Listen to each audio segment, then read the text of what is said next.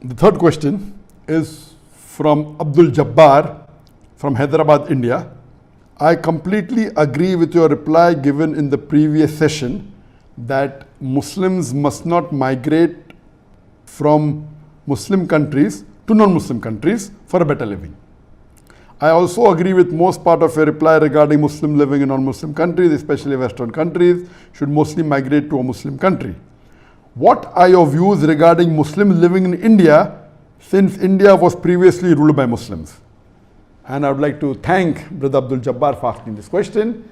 He's referring to the reply I gave in my last session, where a person asked that, is it permissible for a Muslim to migrate from Muslim country to a non-Muslim country for a better living?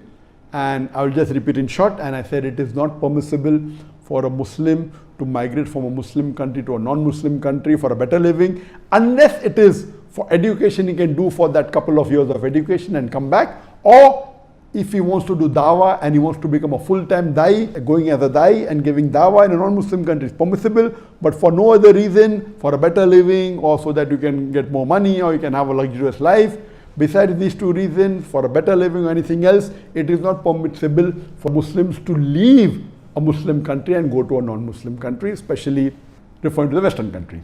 And then I went further to say that the verse of the Quran of Surah Nisa, chapter number 4, verse number 97, where Allah subhanahu wa ta'ala says that the angel comes to take the life of the person who had died in sin, that how was your state? And he said that we were weak and oppressed. Then the angel replies that the earth of Allah subhanahu wa ta'ala is vast, so why didn't you migrate? And those who do not do that, Allah says, they will go to hell and their refuge will be evil. So based on this, there are three options for a Muslim living in a non-Muslim country. And I gave the reply that Muslim living in non-Muslim countries, especially referring to the Western countries, that if they cannot live openly, declaring themselves to be Muslims, or cannot practice some of the Islamic aspects, or they cannot practice most of it or some of it, it becomes further for them to migrate to Muslim land. The second category, those Muslims living in a non-Muslim country where they can freely practice Islam and they have no problem at all, and they can call themselves Muslims, they can do all the fara'id, there's no restriction at all. I don't know any such country. There may be parts of some country, but as a whole I don't know. Some countries may be better than the others, but if such a situation is there, then it is not compulsory for them to migrate to a Muslim country, it is mustahab. That means they can stay, but yet better is to migrate. And the third condition is if the Muslim is oppressed or they are weak or they cannot migrate, then Allah will forgive them. This was my answer of three categories. But now the brothers posed the question, what about India? The Muslims live in India, because India was ruled by the Muslims for more than 1,000 years. So does India also come in the same category as a Muslim country? And that's a very important question. And Jazakallah for asking this question. There are some countries, and one of the good examples is India, that India was ruled for 1,000 years. And the population of India, approximately more than 1/3, about 40% of them were Muslims.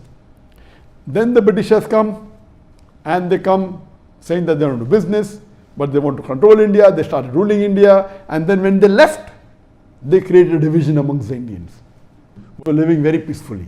Even though the Muslims ruled India for about 1,000 years, the Mughal, if the Muslim rulers would have forced the non-Muslim to accept Islam, there would not have been any non-Muslims alive in India.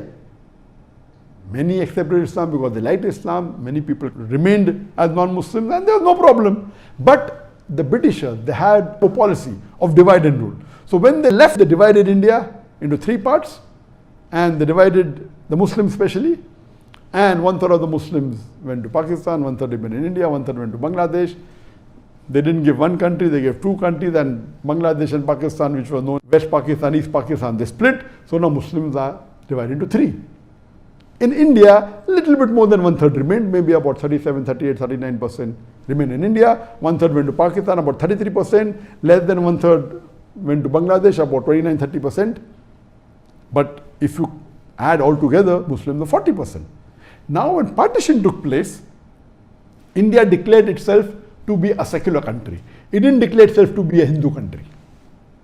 And when the constitution was laid down, it had a special rule It was a secular country, and it said that any citizen of India following any religion, that law of that religion will apply as far as civil cases are concerned. So if Muslims are living in India, they had a separate law, and today also they have, known as the Muslim personal law.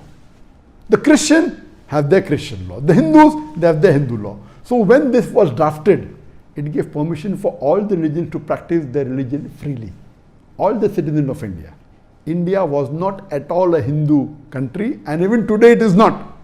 It is a secular country, it is a democratic country, and it said that any citizen of India, whichever religion he belongs to, can live here peacefully. So based on that, India is a unique case in the world where Muslims ruled for 1,000 years. And today also, according to me, the majority of Muslims in any country in the world, number one is India. Though statistic-wise it says number one is Indonesia, about 220, 230 million Muslims. Number two is India, some about 200 million. Some people say that it is Pakistan, about 202 million. And third is Pakistan. Some say second is Pakistan, third is India, and then fourth is Bangladesh. According to me, the Indian government doesn't declare the correct number of Muslims. They don't count many millions of Muslims in Assam, etc. I feel, according to me, minimum Muslims would be 250 to 300 million today. So according to me, the country which has maximum number of Muslims living in any part of the world, number one is India, then is Indonesia, then is Pakistan.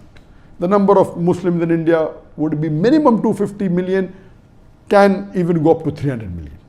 Now, when the partition took place, the government that was formed in India, the constitution says that every citizen of India has the right to preach, practice and propagate his religion.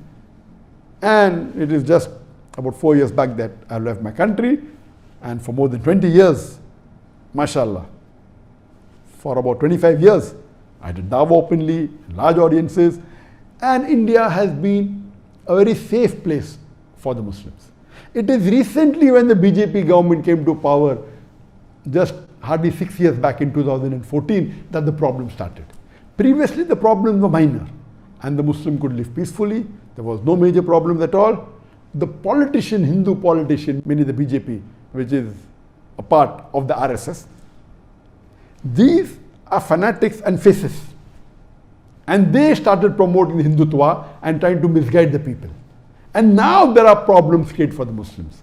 But generally, for the Muslims living in India, it is very close to living in a Muslim country. They have their full rights. So Muslims living in India, it is perfectly permissible for them to live. Such close example is, for example, Singapore. Singapore first was part of Malaysia, where 2/3 of the citizens of Malaysia, they were Muslims. Previously were everything, later on the non-Muslims came. And then Singapore became separate.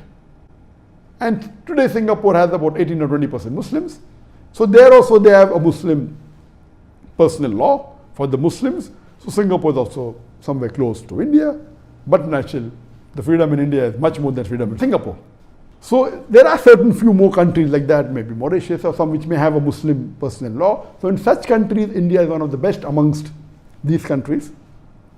In these countries where there's a Muslim personal law, where you can follow. I don't know of any Western country where a Muslim can follow Muslim personal law. Only the criminal law is common in India and these countries.